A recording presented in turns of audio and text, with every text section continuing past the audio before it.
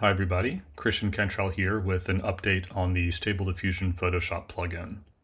Version 0.2.0 is available now, link in the description, with the primary new feature being support for image to image.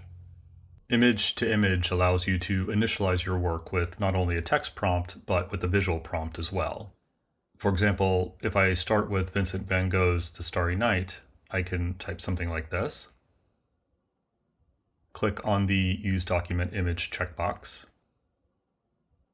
Decide how much the input image will influence the results, and just click Dream. As you can see, the results are based on both text and visual prompts. There are a couple of other features. The UI is a little cleaner with some new tooltips.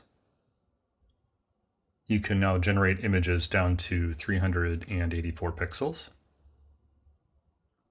And in both the Image Gallery and the History tab, you can click on Save As to export an image without having to go through Photoshop's export workflow, which might save you a little time.